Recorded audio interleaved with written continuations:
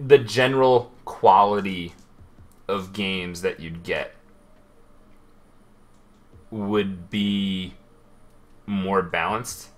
I mean, I said it earlier in the stream, but the way Splat 2's matchmaking works is one person joins the game, and that person will only let people... That person will now bring the possibility of people joining the room that are 100 points in rank higher or lower than their current rank, right? So let's say I'm 2400, I'm 2300, right? Now people up to 2400 can join the lobby, and people as low as 2200 can join the lobby. And then when someone else joins the lobby, 100 points above and below them are also possible. So it expands a little bit. And in theory, that sounds like it works, because it basically says, you know, we will only allow people to join the game that are close in skill to someone in the lobby. That sounds good, but the problem is that the majority, no matter where you are, unless you're at the very bottom, the majority of people who play are going to be lower in rank than you. That's just how it works.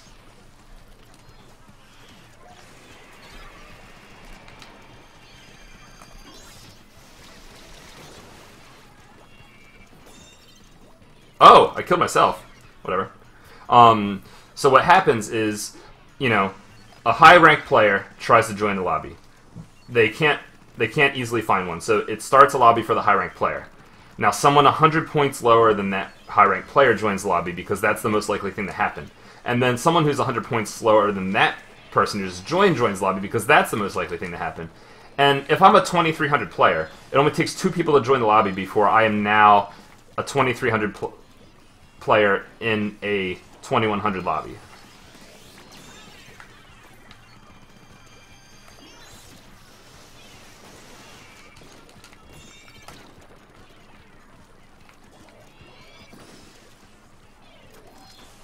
And I'm trying to win. I got the 5. So basically, no matter what rank you are extremely unlikely to get a lobby filled with players that are at your skill level or above. That is one of the rarest things that can possibly happen with the system. On paper, it doesn't look like it happens, but in practice, the way that it's coded has that flaw, and that flaw was never addressed. So that's why high-level players are always in these lobbies where they win, they get +3 over and over again. They lose once, they get like -30. That kind of stuff. And like this lobby right here, like this, the difference in skill between these two teams is huge. My opponents can't do shit. And that is because there's effectively little to no skill matching.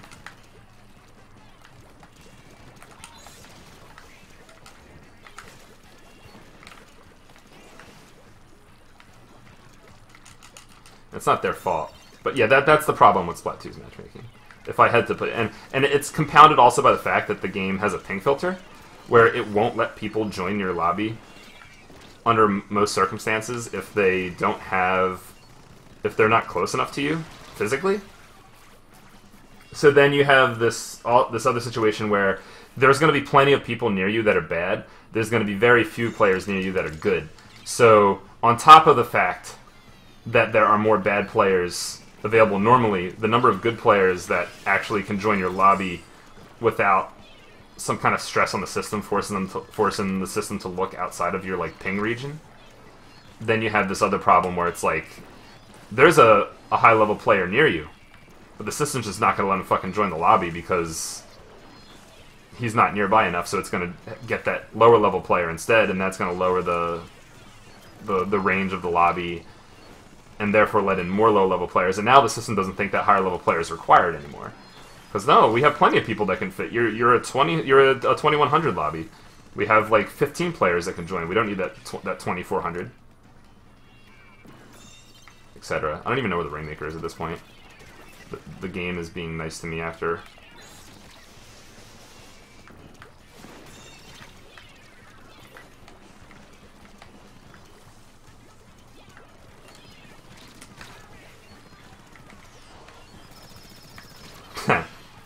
I went for it.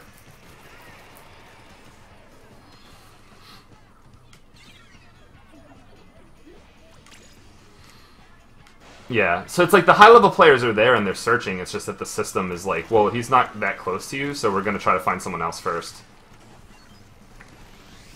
And then you have situations like at Beacon, where I am in Coliseum, yeah. We have situations like at Beacon where we had a bunch of high-level players all pressing search at the same time, and we had like so many fucking high-level lobbies. Like I gained 200 points because like I was lower in rank, but I had the ping filter, and I like beat Marsh and Taylor and Zero a few times, and just fucking got like plus 50, plus 50, plus 50. It was hilarious.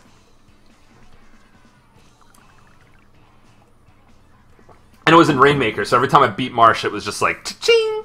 It was fun. Yeah, I got 200 points in one rotation. Oh fuck, I forgot to switch weapons. It was pretty fun. I mean, it was basically just a PB at that point. Like, because we were all sitting next to each other talking shit. Like, you'd do something to Zero and you'd, like, get up and be like, yeah, fuck you! Just buy a state moving together. That or we all use a VPN that is attached to one server, so we're always in ping filter of each other. I mean, you can lobby snipe each other pretty easy anyway. The requirements are either to get voted in. There are a few servers where if you're a member of that server, you get an automatic invite, or you get 2 top 500s in any mode. But you can be top 1,000 in Splat Zone since more people try hard in it. And they have to be like a certain age. You know, like I can't like grab a top 500 from like the fucking summer. My cat is chillin'. When did X Rank actually come out?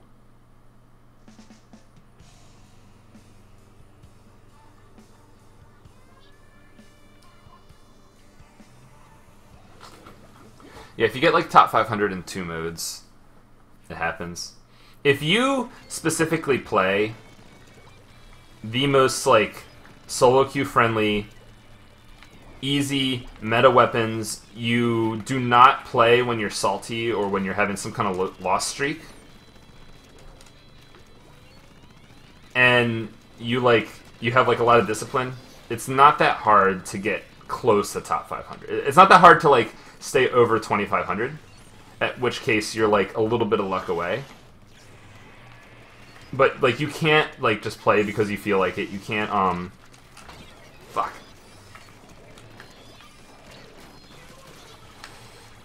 You can't like just play a weapon because you feel like it. You can't get salty and keep playing. Like you have to actually stop playing solo at that point. Like it takes a lot of the fun away. And you have to like cheat the system a little bit by like avoiding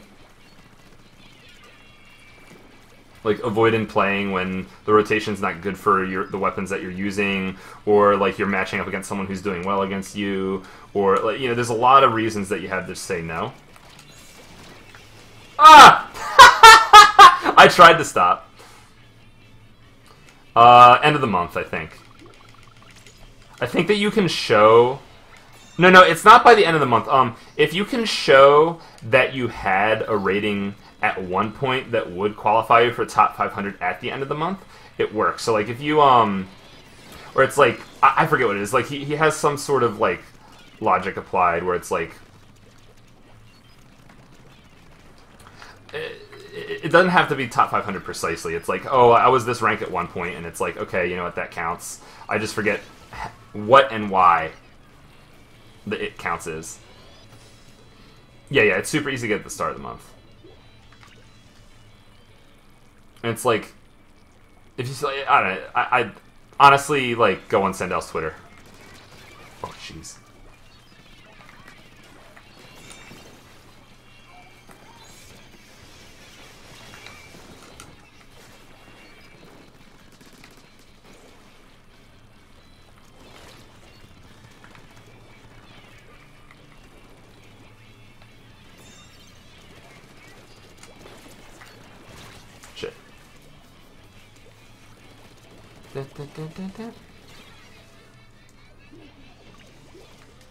Yeah, well, Beowulf, you're pretty good, so it shouldn't be that hard for you to do it. And you might want to, like, look at what the rules are to see if, like, you can just take a screenshot of what you have now and just be good for clams, and then within the next, like, 2 months or something, get another top 500. Because you can do 2 clam blitz months in a row. That'll work. I need hammer. There you go, I have hammer.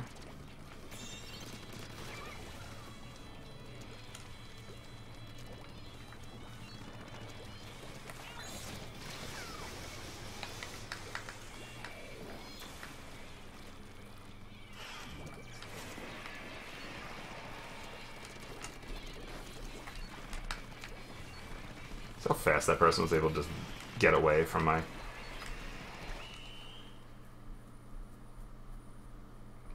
Confident you play with me? I trust your level of confidence. You got 200 points. Yeah, dude, those feel nice.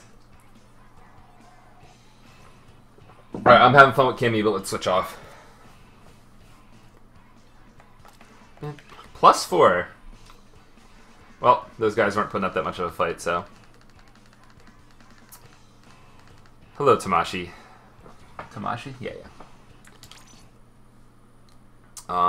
We'll do some Kensa shot.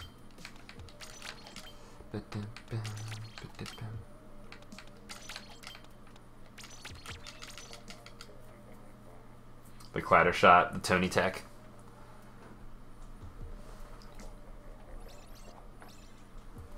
Clams next. That's cool because that means I don't need to care. I can't believe I lost so many points in Rainmaker the other day. I lost like 3 games and lost like over 100 points. After like a bunch of like +3s and stuff. And I was only 2,300 as well. I mean, my ranks this month aren't that high anyway. But it was just surprising. Yeah, pures are useful. You should have pures of a lot of stuff. You should have pures and you should have utility subs. Like sprinkled all over the place. Utility sub stuff is a little bit more important than pures, to be honest. But like, you know, throwing a pure on something and then a bunch of utility subs, or like an almost pure and a bunch of utility subs, like that stuff is useful.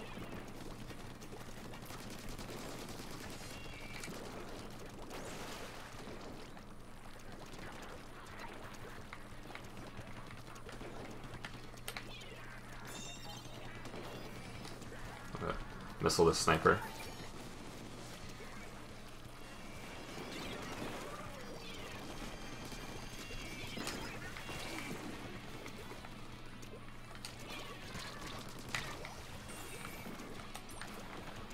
Fuck, I knew that was gonna happen. I wanted to get around the corner.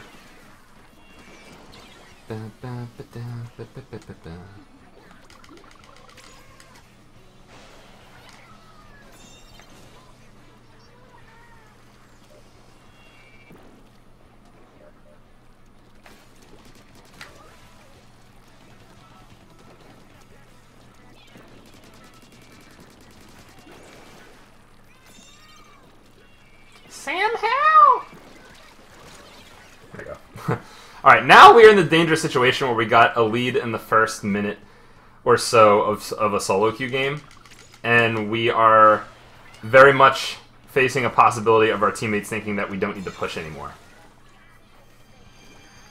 That one can be bad. That one can be real bad. But we won. And we didn't have that problem. So ha. It happens every time. I've suddenly jumped up to 31 viewers, and I suspect that Urza is no longer streaming. Let's just take a real quick look.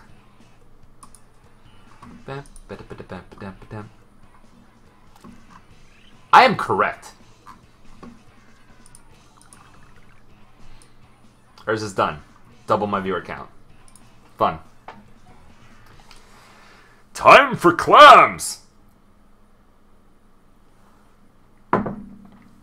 Yeah, my thing with solo is that if I actually try, I end up like... Shit. I end up like getting so tilted that I just play bad.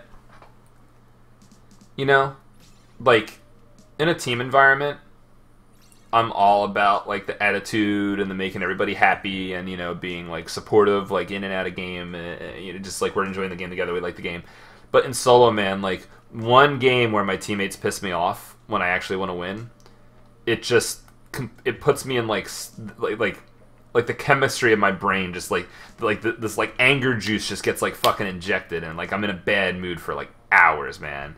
I'm like so like touchy, like I don't want people to talk to me, like, and I nothing else in this game makes me like that, and it's just like for me to actually do well at solo, I have to like play until something bothers me even a little bit, and then I just have to fucking stop because it's like I am so like losing one game usually won't put me in that mood, but it puts like a crack, like the rank bar puts a crack in your rank bar. It's like one game that something bothers me, it puts like 3 cracks in my rank bar, and if I have one more thing bother me in solo after that, it's just fucking shattered and I'm done for like hours, man, if I keep playing. But if I stop playing, I'm good.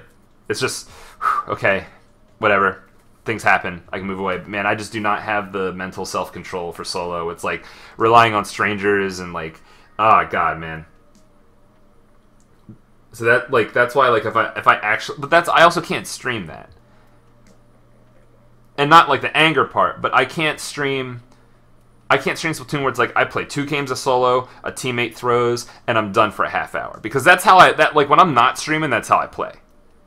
I play until something bothers me, and then either I'm done for the day, which is like 50% of the time, or I'm done for like a half hour, an hour. Just once I'm in like a really cheery mood, and I have like a mental health bar to take a chunk out of, then I try again. But I can't stream that because like if I stop playing solo and play some turf or like fuck around or just like turn off Splatoon and start looking at like some random videos or like get up and walk around, like take a walk to like I have like I live in a pretty nice neighborhood, so I can just take a walk and stuff. Like I can't do that while I'm streaming, so it limits my options. So my goal instead is to just not try to win and then just run around and talk to chat and enjoy myself, which is I like that.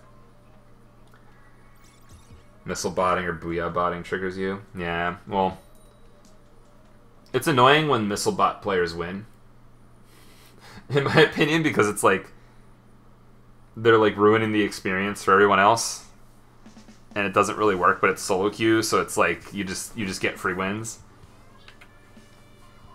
Vimi's not even the missile bot weapon. The fucking sploosh is. I mean, I could try it. I could try just missile botting sploosh. I could go full poke for a game or two, just to fucking add to the problem. But it's like, it shouldn't work, but it sort of does enough for people to like get a high enough rank. Like it doesn't work in any real games. Like people try that missile bot stuff in actual scrims and stuff, and they get fucking bodied. They were playing clams. Where y'all at? Damn.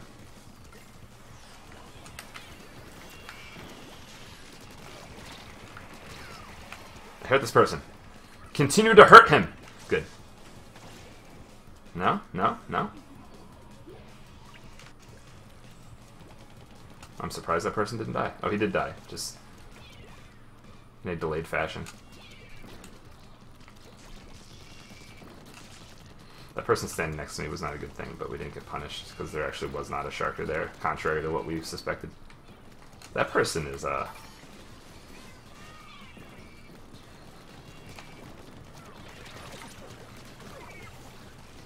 fuck.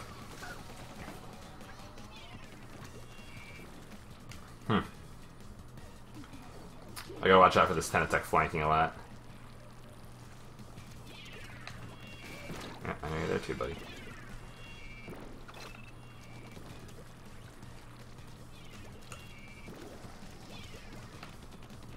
Doesn't have special, not yet. Oh, you got out of there.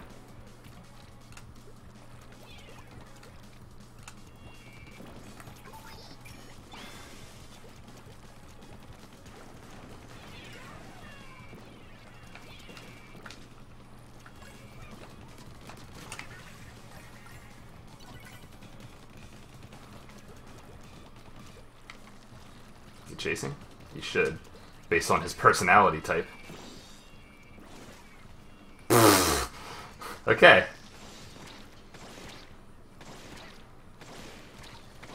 Damn.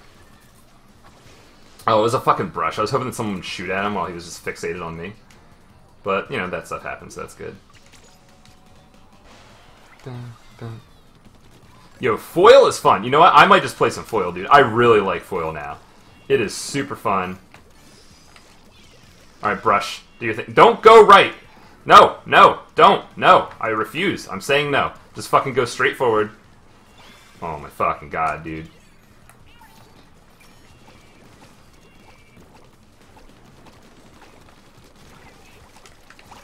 Worked out for us. Shouldn't have.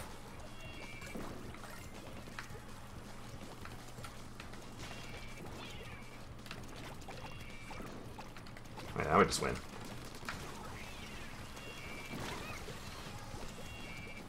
Or not.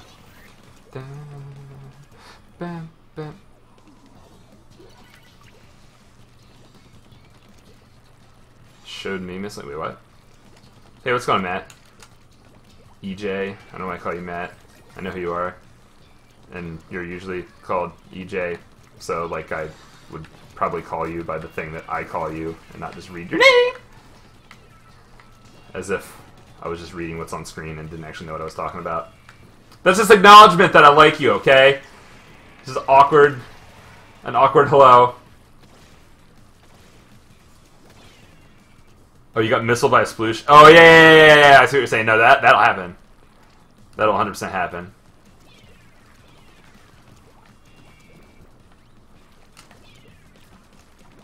Alright, here's where I start throwing. By doing this shit.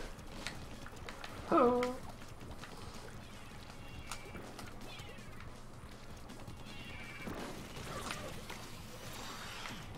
I didn't mean to pick that up.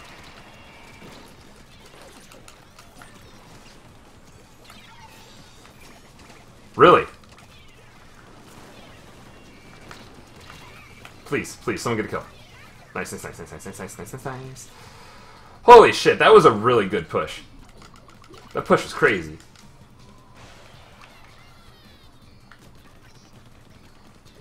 I feel like that T-Tech on the other team is actually like a competitive player just using a dumb name. It's like whenever you see like a black Tanatech doing well, it's like fucking Hexen. You know, like oh, this is still scary. I don't know why we're doing this. Oh my god, he might do it. He might do it. Good job, man. All right, let's play foil. We're reaching the end of the stream where I start doing stupid shit because I'm starting to feel fatigued.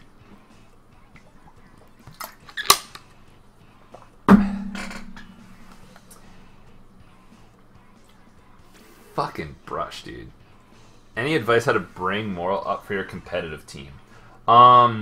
You set goals that are challenging yet reachable and care more about those goals than winning per se.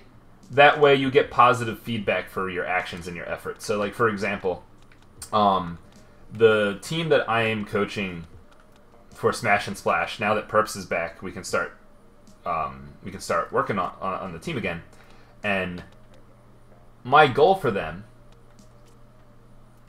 and by goals I mean like habit, like you want to establish habits, right? So it's like we want to make a change to the way that we play.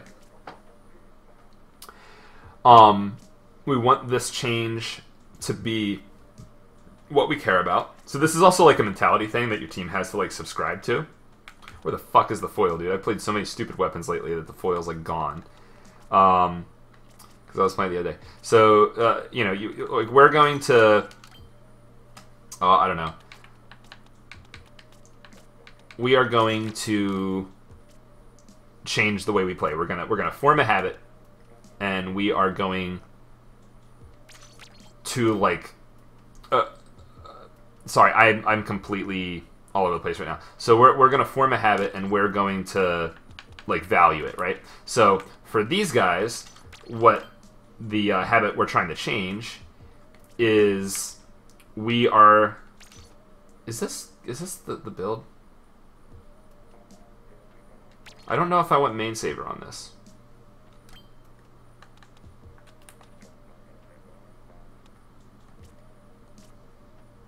I know it's the same as Dino build. I'm sorry, I'm all over the place. I'm all over the place. Sorry, Matt. AG. All right, so I'm just going to give the example for the team I'm coaching, and hopefully it makes more sense. So they have two issues, right? The first issue is that they don't push up together. They're often really scattered and they don't have coordinated pushes. Full flings is fun, right? All right, yeah, but back. So they don't have coordinated pushes right now. You know, they haven't played with each other that much in the past. It's a new team. They're just not coordinated. It can be a problem. The second problem is that their call-outs aren't like useful. You have one guy who's sort of the shot caller for the team, but his communication that he's used to for his team isn't working with the new team. He's very calm, he gives a lot of information, and he gives a lot of precise information, but the problem is that there isn't a conversation happening with the whole team where everybody's just active in the conversation, everyone's paying attention to the conversation, everybody's retaining information from that conversation. So unlike, say, like, you know, if I went and played back with the Cyberbully squad, we were really good at that. We're constantly having a conversation about the game. We're retaining a lot of the information, so we're just kind of talking about enemy positions, talking about intentions, talking about what's going on. And if somebody says something like, oh, the brush is moving up, that means there's a fucking flank coming, and everybody understands it. And there's not a problem. But on this team, that's not happening. It's one person trying to have that conversation, throwing out a lot of information, and that information isn't being fully retained by the rest of the team. So what happens is, like, he says, like, oh, you know, the bucket's right. No one understands that there's a flank coming. What he should be saying is, fucking flank! You know, like, just, right! Oh my god! Like, you repeat, and, sorry, I woke my cat up. You repeat and you get really loud, the more important stuff is. Like, this is the kind of communication that Deep Blues has, where the more important something is, and the more urgent it is, you'll hear them say it louder, and you'll see it repeat it over and over again. So he has to make that change. So the first, sorry, I'm petting her. She's going back to sleep. So the first change the first habit that we're going to work on is, okay, so what we're going to do is for communication, it's gonna work on both of these, right? So my plan is to introduce a goal that effectively introduces a habit that's good, right? So habit forming is great, a great way to improve a team. So we are going to have me be in like a coaching position, like I'm going to be like, you know, top down view in spectator mode. I'm not going to be calling out enemy locations, but first off, I'm just going to keep saying speak. Like you know, call out, speak, say something, like that kind of stuff. Not like a dog, but you know what I mean, just to get them talking a little bit more. And then the plan is that whenever like Hunty or Perps sees an opening and they smell blood, the call out is swarm. That's the new that's the new word that we're adding to the vocabulary. It's swarm. And whenever the word swarm gets said, everybody just fucking rushes someone that they see someone else rushing. It doesn't matter if it doesn't work. It doesn't matter if we wipe. It doesn't matter if we accidentally go after the wrong people and die. That is fucking good. Because first off, now we're pushing together. So now we have something to build experience upon.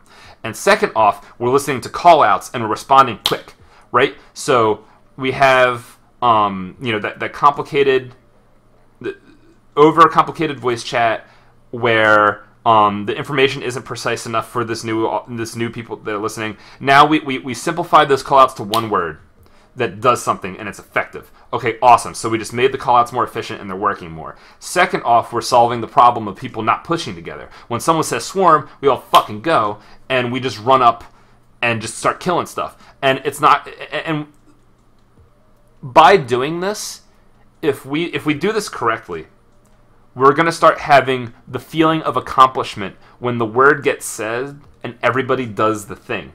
So that in itself is positive feedback that's going to improve the morale and the confidence level of the team, because now we're doing stuff on purpose and it's happening. It's not working yet, but it's happening. The working is going to come later, but we've just built a bridge that will get us to that, right? So then once that starts happening, as the coach, I'm going to see, okay, now what adjustments do we need to make to the way this is happening to improve our chances of it working when it happens? Because this is a core thing that I want to be part of their callouts forever. Because at SNS, I can't be in voice chat with them. I can't do it for them, so they're going to have to do it themselves. And like, okay, so how do we improve on this swarm thing, right? And I don't know how that's going to work. I have some suspicions, but we're just gonna have to see it out in practice. And if we can do that enough, I feel that by the time like the month and a half, the 2 months or whatever it is, that it's so crazy to plan that it might work. But if like that works as expected, we're not going to have like a perfect high-oiled like competitive team. Like this is just a pickup, but we're going to have a few simple things that we can they can remind each other of, and just do to the point where like by the time Smash and Splash comes around, we have a high likelihood of like fucking Hunty gets a pick, she's double, she says swarm, everybody just gets aggressive.